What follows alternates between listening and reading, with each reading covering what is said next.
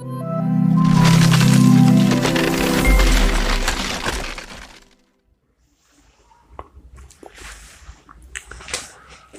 दोस्तों, मैं सौरभ पांडे आपका निखिल क्लासेस में स्वागत करता हूं। आज हम लोग लेके आए हैं कि जो जीएस में सबसे पहले हम लोग शुरू करेंगे ज्योग्राफी और पॉलिटी, दो चीज़ों को हम लेकर के चलेंगे और जैसे ही इसको लगभग जनवरी तक कोशिश करेंगे कि ख़त्म हो जाए और ये जैसे ही समाप्त होता है इसके बाद हम लोग लेके आएंगे हिस्ट्री और इकोनॉमिक्स। तो अभी ज्योग्राफी और पॉलिटी को लेकर चलते हैं। तो आज हम डिस्कस करेंगे कि ज्योग्राफी में क्या क्या है। जैसे ज्योग्राफी में दो पार्ट्स होते हैं, एक होता है इंडियन ज्योग्राफी यानी भारत का भूगोल, इंडियन ज्योग्राफी है। दूसरा चीज होता है आपका वर्ल्ड ज्योग्राफी। तो वर्ल्ड ज्योग्राफी में अभी इसके बाद हम उसका सिलेबस डिस्कस करेंगे। तो सबसे पहले हम लोग देख लेते हैं कि इंडियन ज्योग्राफी का सिलेबस क्या है, क्या क्या चीजें हमको पढ़नी है। ये कंसेप्ट क्लास इन चीजों पढ़ लेंगे और इन्हीं चैप्टर वाइज हम एक क्वेश्चन सीरीज भी चलाएंगे। जब ये आप कंसेप्ट पूरे पढ़ लेंगे तो उसके साथ साथ चैप्टर वाइज, जैसे मान लीजिए इंडियन सब कॉन्टिनेंट है, भारतीय उपमहाद्वीप चैप्टर है, तो इस चैप्टर का कंसेप्ट हम आपको दे देंगे एक दो क्लास में जो भी हो जाएगा। उसके बाद उसके जस्ट पीछे हम इसी चैप्टर का क्वेश्चन 10, 100, 50 लगभग 50-75 क्वेश्चन होंगे जो कि हमारे सारे एग्जाम में पूछे गए हैं इससे संबंधित। इस चैप्टर से कुछ एक्स्ट्रा क्वेश्चन लेके आएंगे जो कि आपके लिए यूजफुल रहेगा। तो देख लेते हैं कि इंडियन ज्योग्राफी का हमारा सिलेबस क्या है। तो सबसे पहला है चैप्टर जो कि भारतीय उपमहाद्वीप, स्थिति और विस्तार यानी इंडियन सब कॉन्टिनेंट, पोजीशन एंड एक्सटेंट। यानी जो भारतीय उपमहाद्वीप का मतलब क्या है, इंडियन सब कॉन्टिनेंट में कौन कौन से देश आते हैं। जैसे आपका इंडिया आता है, पाकिस्तान आता है, बांग्लादेश आता है, ये तीनों तो भारत के ही पार्ट थे। इसके अलावा नेपाल और भूटान, ये जो देश हैं वो भारतीय उपमहाद्वीप में आते हैं। तो इस चैप्टर में हमको पूरा इंडिया के विषय में पढ़ना होता है कि इंडिया का क्षेत्रफल क्या है, जनसंख्या कितनी है, हमारे पड़ोसी देश कौन है, हमारी बाउंड्री कौन कौन सी है, बंगाल की खाड़ी है तो उसमें क्या क्या है, अरब सागर है तो उसमें क्या क्या है। तो पूरे इंडिया के विषय में एक मजबूत जो समझ होती है वो आपका इसी में किया जाता है, इस चैप्टर में, भारतीय उपमहाद्वीप चैप्टर में। जैसे आपको एक चीज़ बताना चाहें कि सरकारें जो आपका एग्जाम है, कोई भी एग्जाम हो, जीएस पूछने का एक क्या कारण होता है। जीएस पूछने का एक बहुत बड़ा कारण ये होता है, आपको रटवाना कतई नहीं होता है गवर्नमेंट का पर्पस। गवर्नमेंट का उद्देश्य होता है कि जिस देश में रहते हैं वहाँ का जो इतिहास है वो आपको पता होनी चाहिए। वहाँ का जो भूगोल है यानी कौन सा माउंटेन है, कहाँ इंडिया है, कैसे, कौन सी नदियाँ हैं, कौन से शहर है, कौन से पठार है और कौन सी झीलें हैं, कृषि सिस्टम, सिंचाई, ये जो सिस्टम है इंडिया का, जिस देश में रहते हैं वहाँ का पूरी भूगोल आपको पता होनी चाहिए, वहाँ का इतिहास पता होना चाहिए, वहाँ किस प्रकार की राज्य व्यवस्था है, वहाँ का पॉलिटिकल सिस्टम क्या है, वो चीज़ें आपको पता होनी चाहिए। वहाँ की जो आर्थिक क्षेत्र है, इकोनॉमिक्स है, अर्थव्यवस्था है, उसकी आपको एक अंडरस्टैंडिंग समझ होनी चाहिए ताकि आप सिस्टम में जाएं। तो जब ये पूरी समझ आपके अंदर रहेगी तो लोगों को अच्छे से बिहेव करने की, अच्छे से उनको समझने की और अपने देश के प्रति आप अपने जीवन की जो निर्वाह करेंगे, जो अपने कर्तव्य को पूरा करेंगे वो अच्छे से कर पाएंगे अगर आप इन चीज़ों के जानकार रहते हैं। तो एग्जामिनर का कोई भी उद्देश्य नहीं होता है कि आपको रटवाना, वो आपके एक समझ चाहते हैं और इसी प्रकार से क्वेश्चन बनते हैं। चलिए, तो हम लोग अब दूसरा चैप्टर देखेंगे कि भारत का जो पर्वत है यानी माउंटेन्स ऑफ इंडिया, इसमें स्पेशली हिमालय के विषय में डिस्कशन किया जाएगा कि हिमालय है तो कहाँ लोकेशन है, उसका कितना विस्तार है, कितने एरिया में फैला हुआ है, उसके मेन जो माउंटेन्स हैं, पर्वत हैं, वो कौन कौन से हैं, हाईएस्ट माउंटेन यानी great Himalaya, trans Himalaya, lesser Himalaya यानी लघु हिमालय, शिवालिक, जो आउटर हिमालय होते हैं, ये सब चीज़ें हम दूसरे चैप्टर में डिस्कस करेंगे। इसके बाद क्या है, भारत के प्रमुख दर्रे, पासेज ऑफ इंडिया, जो दर्रा होता है, जो पास होता है यानी दो पहाड़ों के बीच का जो रास्ता होता है, प्राकृतिक रास्ता, वो कौन कौन से हैं, किस राज्य में है, कौन सा दर्रा किन किन एरिया को जोड़ता है, इन सब चीज़ों को हम लोग देखेंगे भारत के प्रमुख दर्रों में। नेक्स्ट पॉइंट आता है आपका भारत का नदी तंत्र यानी कि river system of India. River system का मतलब क्या है कि जो मैदानी भाग है हमारा, प्लेन्स एरिया है, जो आपका उत्तर प्रदेश, मध्य प्रदेश के ऊपर वाला हिस्सा, बिहार है, झारखंड है, जिन प्लेन्स एरिया है, गंगा, ब्रह्मपुत्रा और सिंधु का जो मैदान है, ये इलाके में कौन कौन सी नदियां बहती हैं, कैसी बहती हैं, उन सब चीज़ों को हम लोग डिस्कस करेंगे रिवर सिस्टम में। इसके बाद एक छोटा सा टॉपिक है जो कि नदियों के किनारे बसे प्रमुख। जैसे अक्सर ये क्वेश्चन पूछा हुआ कि कलकत्ता किस नदी के किनारे है, लखनऊ किस नदी के किनारे है, सूरत किस नदी के किनारे है, हैदराबाद किस नदी के किनारे। तो इस तरीके के क्वेश्चन पूछते हैं कि जो मेन सिटीज़ हैं वो कुछ खास नदियों के किनारे हैं, इसलिए उनका किनारे बसे प्रमुख शहरों के विषय में भारत का पूछता है, तो वो इस चैप्टर में देख लेंगे। इसी के साथ नदी का ही एसोसिएटेड टॉपिक है ये। इसके बाद प्रायद्वीपीय पठार यानी पेनिनसुलर प्लेट्यूज। प्रायद्वीपीय पठार का मतलब इंडिया का जो दक्षिणतम हिस्सा है, जो भारत का जो दक्षिण भारत है, आपका महाराष्ट्र, छत्तीसगढ़ का सदर्न पार्ट, कर्नाटक, उड़ीसा और तेलंगाना, आंध्र प्रदेश, तमिलनाडु, केरला, ये जो है आपका पठार वाले एरिया है। जो साउथ इंडिया है, दक्षिण भारत है, वो पठार पर है, प्लेट्यूज है। तो उसको हम लोग देखेंगे पठार क्या होते हैं, उस पर क्या क्या है, कैसे है, सब कुछ हम इस चैप्टर में देखेंगे प्रायद्वीपीय पठार में। नेक्स्ट चैप्टर आपका आएगा भारत में वन, फॉरेस्ट इन इंडिया।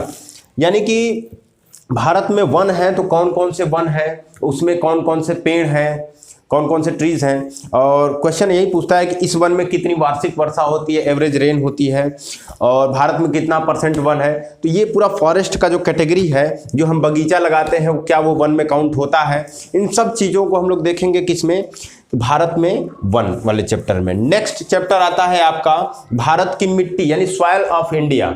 मिट्टी होती है तो कितने प्रकार की भारत में मिट्टी है, कौन कौन सी मिट्टी की क्या प्रॉपर्टीज होती है, कौन कौन सी मिट्टी में कौन कौन सी फसलें उगाई जा सकती हैं, इन सब चीज़ों को हम लोग देखेंगे किस चैप्टर में, भारत की मिट्टी वाले, सॉइल ऑफ इंडिया।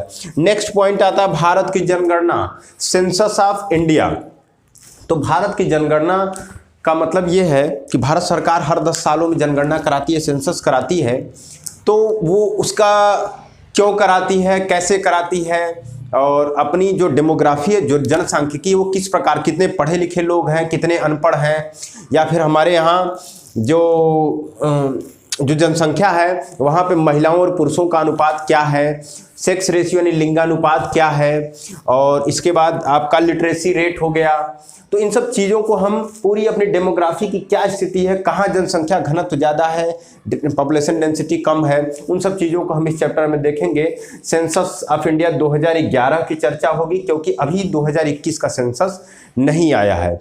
तो जब तक 2021 का नहीं आ जाता तब तक के लिए हमारे डाटा 2011 वाला ही महत्वपूर्ण होता है।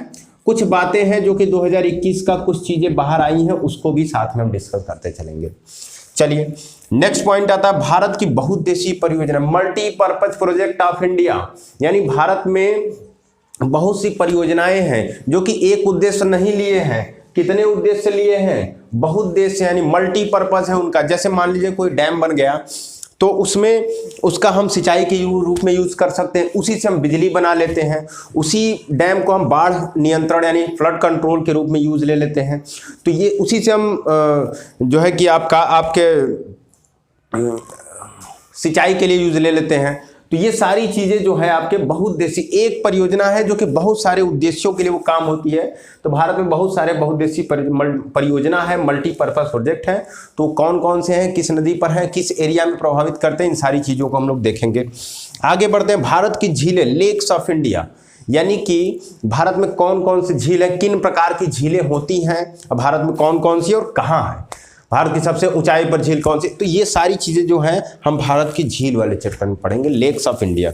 नेक्स्ट चैप्टर है आपका भारत की जलवायु यानी क्लाइमेट ऑफ इंडिया। भारत किस प्रकार की जलवायु है, हमारे यहाँ बारिश होती है तो क्यों होती है, अभी हाल ही में देखेंगे जनवरी में बारिश होती है, तो वो क्या कारण है कि ठंडियों में उत्तर भारत में बारिश होती है, उसका क्या कारण है।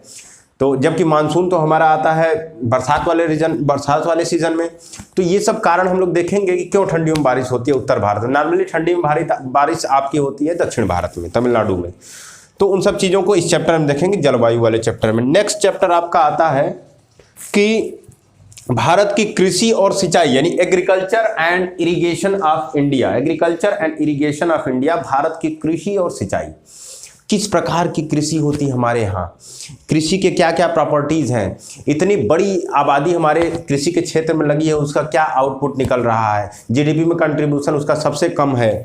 इसके साथ साथ कृषि से संबंधित बहुत सारे जो डाटा होते हैं, कौन कौन सी फसलें कहाँ होती हैं, खाद्यान्न कहाँ होता है, तिलहन कहाँ होता है, दलहन की फसलें जो होती है वो कहाँ होती हैं। तो ये सारी चीज़ें हम लोग देखेंगे किसमें, कृषि वाले चैप्टर में। नेक्स्ट, ये हालांकि भूगोल का पार्ट है लेकिन इकोनॉमिक ज्योग्राफी है, ये आर्थिक भूगोल का पार्ट आता है, लेकिन सिलेबस में है तो इसलिए हम डिस्कस करते हैं ताकि कोई भी एग्जाम को कवर न कर पाए। कुछ एग्जामों में ये कृषि और सिंचाई सिलेबस नहीं दिया रहता है, लेकिन बहुत सारे एग्जामों में चैप्टर दिया रहता है, इसलिए हम इसको डिस्कस कर ले रहे हैं, शायद एक क्वेश्चन बन जाता है। चलिए आगे बढ़ते हैं। भारत के खनिज ऊर्जा संसाधन यानी मिनरल रिसोर्स, जो खनिज संसाधन है और ऊर्जा संसाधन है, जैसे आपका खनिजों में होता है, धात्विक खनिज होता है, अधात्विक खनिज होता है, ईंधन होता है, ये सब क्या है आपके खनिज संसाधन, ऊर्जा संसाधन। जैसे उसमें पेट्रोलियम है, कोयला है, नेचुरल गैस है, प्राकृतिक गैस है, तो ये सारी चीज़ें कहाँ है, किस खान में है और कहाँ इसकी ज़्यादा उत्पादन होता है, कहाँ भंडार ज़्यादा है, तो इन सारी चीज़ों को हम लोग खनिज और ऊर्जा वाले संसाधन वाले चैप्टर में पढ़ेंगे। इनको कॉन्सेप्ट तो पढ़ेंगे, इनकी साथ साथ क्वेश्चन सीरीज भी चलाएंगे, ताकि आपको जो चीज़ें यहाँ से पढ़ेंगे अच्छे से और उनको फिर क्या करना है, आपको क्वेश्चन में देख लेंगे तो आपको वो सप्लीमेंट कर देगा और अच्छा हो जाएगा। इसके बाद हम लोग देखेंगे भारत के नेशनल पार्क यानी राष्ट्रीय उद्यान, बायोस्फीयर रिजर्व यानी कि जैवमंडल आरक्षित क्षेत्र। इसके बाद तीसरा पॉइंट है आपका वाइल्ड लाइफ सेंचुरी। कुछ जो महत्वपूर्ण, वाइल्ड लाइफ सेंचुरी का मतलब क्या होता है कि वन्य जीव अभ्यारण्य, तो कुछ महत्वपूर्ण वन्य जीव अभ्यारण्य है, वाइल्ड लाइफ सेंचुरी है, उनको भी हम लोग देखेंगे। बायोस्फीयर रिजर्व कौन कौन से हैं, उसमें कौन कौन से जानवर इंपॉर्टेंट हैं, नेशनल पार्क कहाँ है, क्या होता है, कितना प्रोटेक्टेड एरिया होता है, उसमें कौन से जानवर इंपॉर्टेंस होते हैं, उनको हम लोग देखेंगे। इसके बाद इसके साथ साथ हम लोग आर्द्र भूमि को देखेंगे, जो वेटलैंड से क्वेश्चन बनते हैं, भारत में कितने वेटलैंड है, क्या है, अभी हाल ही में 47वां वेटलैंड बना है, तो वो क्या है, कैसे है। इसके बाद हम लोग देखेंगे टाइगर रिजर्व। टाइगर रिजर्व का मतलब है कि जो टाइगर को रिजर्व किया जाता है, कौन कौन से टाइगर रिजर्व है इंडिया में, लेटेस्ट टाइगर रिजर्व कौन सा है, तो इन सबसे जिस तरीके के क्वेश्चन बनते हैं, आपके प्रीवियस ईयर एनालिसिस है, उसी के अकॉर्डिंग हम लोग लेके चलेंगे।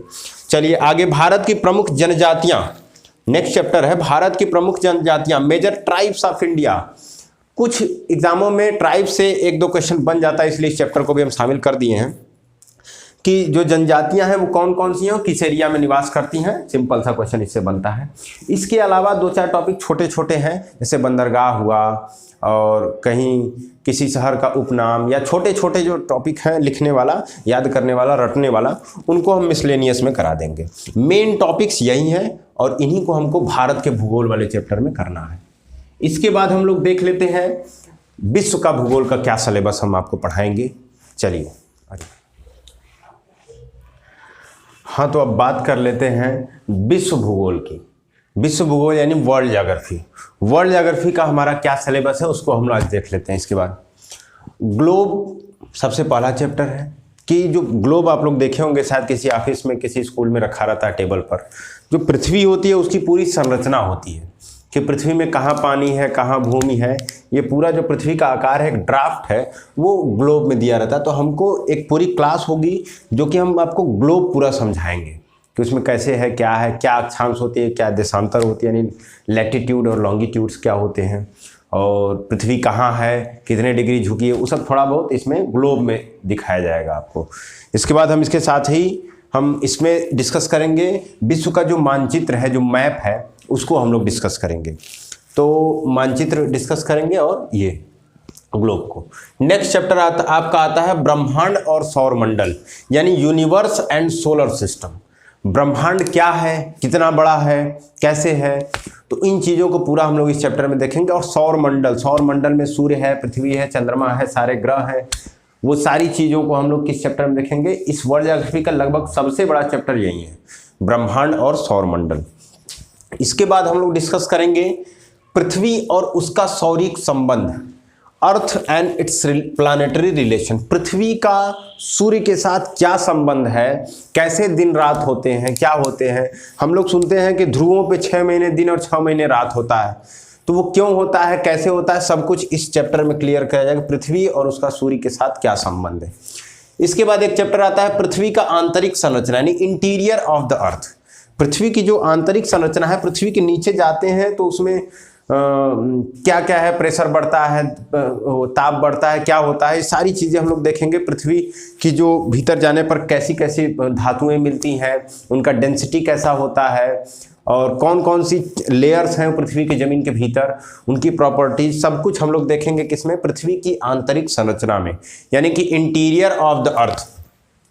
नेक्स्ट आपका था भूकंप और ज्वालामुखी। भूकंप आते हैं, ज्वालामुखी उद्गार होता है, क्यों होता है, कैसे होता है, कौन कौन से ज्वालामुखी हैं, कौन कौन सा रीजन हम लोग देखते हैं अचानक से पृथ्वी हिलने लगती है, तो किस कारण से पृथ्वी हिलती है कि भूकंप आता है। इन सारी चीज़ों को हम लोग देखेंगे किसमें, earth and volcano, earthquake and volcanoes, यानी कि भूकंप और ज्वालामुखी। नेक्स्ट चैप्टर आपका था वायुमंडल यानी कि एटमॉस्फेयर। वायुमंडल यानी हम लोग कहाँ खड़े हैं, वायुमंडल में खड़े हैं, पृथ्वी के जस्ट ऊपर, ये पूरा क्या है, ऊपर तक वायुमंडल है। वायुमंडल में अलग अलग लेयर्स हैं, अलग अलग परतें हैं। सबसे निचले जैसे क्षोभ मंडल में हम लोग होते हैं, तो ये कहाँ होते हैं, ओजोन लेयर होती है, तो कहाँ होती है पता नहीं कितनी बार क्वेश्चन पूछा हुआ है। तो इस तरीके से वायुमंडल की पूरी जो कंपोजिशन है, उसके लेयर्स है, उसके कौन कौन सी गैसेज हैं, वो सारी चीजें हम लोग देखेंगे अपने वायुमंडल के चैप्टर में। नेक्स्ट चैप्टर आता है जलमंडल यानी कि हाइड्रोस्फीयर। जलमंडल यानी पृथ्वी पर कितना पानी है, कितना पानी है, कितना जमीन है, पानी है तो कौन कौन से महासागर है, जैसे प्रशांत महासागर, आर्कटिक महासागर और आपका हिंद महासागर, इंडियन ओशियन वगैरह। तो ये सारे पानी का जो पृथ्वी पर है, जल से संबंधित जो भी चीजें हैं, सब कुछ इसमें देखेंगे। इसका नेक्स्ट चैप्टर आता है इसके बाद समुद्री जलधारा, ओशियन करंट। ओशियन करंट, इन्हीं समुद्रों में, इन्हीं महासागरों में बहुत सारे जलधाराएं होती हैं, करंट्स होती हैं, यानी एक निश्चित दिशा में एक सर्टेन अमाउंट ऑफ वाटर जो होता है, एक निश्चित दिशा में एक निश्चित जल राशि जो होती है एक तरफ बहती है, तो उसको दे दिया जाता है नाम, वो ओशियन करंट है, समुद्र में बहने वाली समुद्री जलधारा है। तो कौन कौन सी हैं, कुछ गर्म जलधाराएं, ठंडी जलधाराएं होती हैं, किस महासागर में कौन सी गर्म कौन सी ठंडी जलधाराएं हैं, उन चीज़ों को डायरेक्ट क्वेश्चन पूछता है आपका, तो उनको हम लोग देखेंगे। नेक्स्ट चैप्टर आता है आपका रॉक्स यानी कि चट्टान। चट्टान, कौन कौन से चट्टान होते हैं, चट्टानों का क्या कंपोजिशन है, जैसे कि आपका आग्नेय चट्टान, अवसादी चट्टान यानी इग्नियस रॉक, और मेटामॉर्फस रॉक और सेडिमेंट्री रॉक्स। ये सारे रॉक्स जो होते हैं, चट्टान होते हैं, उनकी प्रॉपर्टीज को देखेंगे, कैसे होते हैं, क्या होते हैं। नेक्स्ट चैप्टर आता है विंड सिस्टम, पवन, हवाएं चलती हैं, हवाएं चलती हैं, कैसे चलती हैं, किधर चलती हैं, किस प्रकार की हवाएं चलती हैं। जैसे हम लोग आम भाषा में सुनते हैं कि पछुआ पवन चल रहा है, वेस्टर्लीज चल रहा है, पूर्वा पवन चल रहा है, इनका नाम कैसे पड़ता है, क्या होता है। और जो इसके बाद जो इसी हवाओं से बहुत सारा low pressure high system, high pressure होता है, इन सब चीज़ों को हम लोग देखेंगे, किस तरीके से पवन चलता है, क्या है हमारे यहाँ का सिस्टम। और नेक्स्ट पॉइंट आता है आपका चक्रवात यानी साइक्लोन्स। साइक्लोन्स, चक्रवात जो होते हैं इन्हीं हवाओं के कारण से बनते हैं। कुछ चक्रवात होते हैं जो कि समुद्रों में बनते हैं, जो कि ट्रॉपिकल साइक्लोन्स होते हैं, यानी उष्णकटिबंधीय चक्रवात, शीतोष्णकटिबंधीय चक्रवात। तो इन सब चक्रवात क्यों बनते हैं, क्या बनते हैं, इन्हीं हवाओं के कारण बनते हैं। तो छोटा सा उसी से टॉपिक एसोसिएटेड है चक्रवात। मेन क्वेश्चन आपके इसके क्या बनता है, ये चक्रवात बंगाल की खाड़ी में आया था कि अरब सागर में आया था। तो इन चीज़ों को थोड़ा सा हम लोग देखेंगे, चक्रवात वाला चैप्टर। इसी विंड सिस्टम का ही ये भी पार्ट होता है, लेकिन अलग से टॉपिक में आपके सिलेबस में दिया रहता है। और इसके बाद नेक्स्ट पॉइंट आता है आपका विश्व के प्रमुख पर्वत, पठार, नदियां। जैसे हम इंडिया का पर्वत, इंडिया का पठार, इंडिया की नदियों के लिए देखेंगे तो अब अलग अलग चैप्टर्स बाकायदा विस्तार से डिस्कस किया जाएगा। लेकिन वर्ल्ड ज्योग्राफी का जो सिलेबस है उस बहुत छोटा होता है, मतलब कि आपको डायरेक्ट नदियां पूछ देगा, ये कहाँ बहती हैं, कैसे होती है, ये पर्वत कहाँ है, कैसे है, ये पठार कहाँ है। तो इनसे मतलब फैक्चुअल क्वेश्चन केवल बनते हैं, तो इसलिए उनको इस एक चैप्टर में कोशिश किया जाएगा। जिसका जितनी वैल्यूज, जिसकी जितनी वैल्यूज होती है उसको उतना महत्व देना चाहिए, चाहे वो आपका जीवन हो, चाहे वो आपका सिलेबस हो। जिसकी जितनी औकात रहेगी उतनी ना उसको महत्व देंगे। तो वही सिंपल सी कहानी है कि जैसा सिलेबस होता है, जिस प्रकार का क्वेश्चन आते हैं, आपको जब क्वेश्चन सीरीज लाएंगे तो उसमें खुद ही आपको दिखाएंगे कि इस प्रकार के क्वेश्चन पूछे जाते हैं। इंडियन रिवर सिस्टम से इस प्रकार के क्वेश्चन पूछे जाते हैं, और वर्ल्ड की जो नदियां उनसे ऐसे, वर्ल्ड के जो पर्वत है उनसे ऐसे क्वेश्चन में। तो वो आपको हम खुद ही एनालिसिस करेंगे। ज़्यादातर चीज़ें हम आपको पूरा, जब आप कॉन्सेप्ट क्लियर कर लेंगे, क्वेश्चन सीरीज कर लेंगे, तब तो कुछ छूटेगा ही नहीं। बस आपसे एक इल्तिजा हमारी है कि जितने कॉन्सेप्ट का क्लास लेंगे हम, उनको आप क्या करिएगा कि एक बार नोट्स बनाने की कोशिश करिएगा, कि आपके पास हैंड रिटन नोट्स होने चाहिए। अगर एक पूरा नोट्स आपके पास रहेगा, उसके बाद आप क्वेश्चन सीरीज सॉल्व करेंगे, क्योंकि जीएस एक ऐसी चीज़ है कि आपको बार बार नहीं पढ़ने की आवश्यकता है। एक बार आपको एक समझ आ गई, बस उसको रिवाइज करिए, उससे संबंधित जितने क्वेश्चन कर सकते हैं करिए। हम आपको निश्चित रूप में एक क्वेश्चन देंगे चैप्टर वाइज, उसके बाद हम लोग समय निकाल के कोशिश ये करेंगे, जैसे लेखपाल है तो लेखपाल का स्पेसिफिक कौन कौन से हैं जो क्वेश्चन छूट गए उनको हम लोग पूरा सॉल्व करेंगे। यूपी पुलिस है, यूपीएसआई है, जो भी पुलिस भर्ती बोर्ड के पेपर्स हैं उनके क्वेश्चन निकाल के अलग से वो प्लेलिस्ट बनाएंगे, जो कि Lekhpal previous year, UP police previous year, C TET previous year, आपका यूपी टेट प्रीवियस ईयर, आपका SSC CGL previous year, SSC CHSL previous year, इन सबके एमटीएस के सबके एक एक प्लेलिस्ट प्रीवियस ईयर बना के करेंगे। लेकिन सबसे इंपॉर्टेंट चीज़ है कि आपको सबसे पहले बेस कंप्लीट होना चाहिए। बेस कैसे कंप्लीट होगा? पूरी कॉन्सेप्ट की क्लास लेना है आपको। दूसरी चीज़, जो चैप्टर वाइज क्वेश्चन सीरीज चलाएंगे उनको लेंगे, उसके बाद जब स्पेसिफिक आप लेंगे तो आप रिफाइन होते चले जाएंगे कि एक पूरी समझ हो जाएगी। वो जब अपने आप को रिफाइन करेंगे तब जाकर के तब फिर जीएस का कुछ भी छूटने वाला नहीं है। हमारा साथ रहेगा, बस आपका रिस्पांस अच्छा मिलता रहेगा तो हम लोग पूरी कोशिश करेंगे कि पूरी चीज़ें एक सिस्टमेटिक वे में आपको ख़त्म की जाए। चलिए आगे बढ़ते हैं। कहाँ थे? पर्वत, पठार, नदियाँ थे। इसके बाद आपका आता है विश्व के महाद्वीप, कॉन्टिनेंट ऑफ द वर्ल्ड। विश्व के जो महाद्वीप है, जैसे आपका एशिया है, अफ्रीका है, यूरोप है, नॉर्थ अमेरिका है, साउथ अमेरिका है, अंटार्कटिका, तो इन सारी महाद्वीप हैं, उनके कुछ प्रॉपर्टीज़ हैं। सारी प्रॉपर्टीज़ को हम लोग देखेंगे कैसे होता है, क्या होता है, किस तरीके के क्वेश्चन पूछे जाते हैं, उसी के अकॉर्डिंग हम चलेंगे। विश्व के प्रमुख, नेक्स्ट पॉइंट है आपका, विश्व के प्रमुख झील और जलप्रपात, lakes and waterfalls of the world. विश्व के प्रमुख झील, विश्व में बहुत सारी झीलें हैं, जैसे आपको सुने होंगे कि ग्रेट लेक्स होती है, सुपीरियर झील, ह्यूरॉन झील, इसके साथ आपका अरल सागर है, बैकाल झील है। तो विश्व के जो तमाम झीलें हैं उनसे क्वेश्चन पूछता कौन सबसे गहरी है, सबसे ऊंचाई पर है, कौन नेविगेबल लेक्स है। तो इन सारी चीज़ों को हम लोग देखेंगे किस चैप्टर में? विश्व के प्रमुख झील वाले, जलप्रपात वाले चैप्टर में। जलप्रपात, वाटरफॉल्स का मतलब क्या होता है? जब कोई नदी जाती है और अचानक से बहुत नीचे गिरती है पहाड़ों से, तो वो जो ऊपर से नीचे पानी गिरना होता है उसको हम लोग क्या कहते हैं? झरना कहते हैं आम भाषा में। तो उसको आपका जो टर्म होता है जलप्रपात वो होता है। वाटरफॉल्स, वाटर क्या करता है? फॉल्स करता है, गिरता है, उसी को जलप्रपात बोला जाता है। विश्व के प्रमुख जल संधियां, major straits of the world. Straits क्या होते हैं? जल संधियां, यानी कि दो बड़े जल निकायों को, एक जल निकाय बड़ा सा इधर है और जल निकाय इधर, उसको जोड़ने वाली एक छोटी सी पतली सी सकरी जो जल की चैनल होती है उसको हम लोग क्या कहते हैं? स्ट्रेट्स कहते हैं, जल संधियां। जैसे आप लोग देखे होंगे कि पाक जल संधि, कि भारत और श्रीलंका के बीच एक हल्की सी जो पानी की वो होती है, चैनल होती है, जलमार्ग होता है, उसको जल संधि, पाक जल संधि बोलते हैं। PALK होता है, पाकिस्तान वाला नहीं होता है। आगे बढ़ेंगे। विश्व के प्रमुख घास के मैदान और जनजातियां, ग्रासलैंड से क्वेश्चन, यानी grass, tribes and grassland of the world. जो घास के मैदान जो होते हैं उनसे क्वेश्चन बनते हैं कि जैसे कि प्रेरी कहाँ होता है, स्टेपी घास की मैदान कहाँ है, डाउन्स घास की मैदान कहाँ है। इन सब चीज़ों को आपको एक क्लास में कराएंगे। अब ये जो नीचे वाली सब है थोड़ा सा आपको याद करने वाली चीज़ें हैं। ये डायरेक्ट पूछता है ये घास के मैदान कहाँ है, इस घास के मैदान किस प्रकार का है, उष्ण कटिबंधीय यानी ट्रॉपिकल ग्रासलैंड है कि टेम्परेट ग्रासलैंड है, यानी उष्ण कटिबंधीय घास का मैदान है, शीतोष्ण घास का मैदान है। तीसरा क्या पूछेगा? ये घास के मैदान कहाँ है। तो उन सब चीज़ों को हम एक क्लास में लेके उसको खत्म कर देंगे। आगे बढ़ेंगे। विश्व के प्रमुख खनिज और ऊर्जा संसाधन। अभी इंडिया में भी हम लोग देखे थे कि कौन कौन सी खाने हैं, कहाँ हैं, कैसे हैं, वो खनिज देखे थे, खनिज का सिलेबस देखे थे। उसी तरीके से विश्व में भी कुछ जो बड़ी बड़ी खाने हैं, जो ऊर्जा संसाधन के स्रोत हैं, उन सब चीज़ों को हम लोग देखेंगे इस चैप्टर में, विश्व के प्रमुख खनिज और ऊर्जा संसाधन। चलिए, इसके बाद आपका आता है विविध, यानी मिसलेनियस, जो छोटे छोटे टॉपिक्स हैं, कुछ इसमें भी वर्ल्ड ज्योग्राफी में छोटे छोटे होंगे तो उनको लास्ट में हम इकट्ठे एक जगह करा देंगे, तो उनको मिसलेनियस में हम रखते हैं।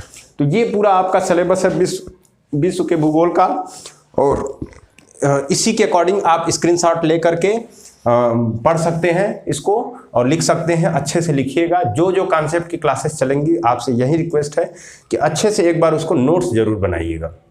चलिए, अगर सेशन पसंद आया हो तो इसको लाइक करिएगा, और नए हैं तो चैनल को सब्सक्राइब करिएगा, और हो सके तो कुछ शेयर कर दीजिए इस सेशंस को।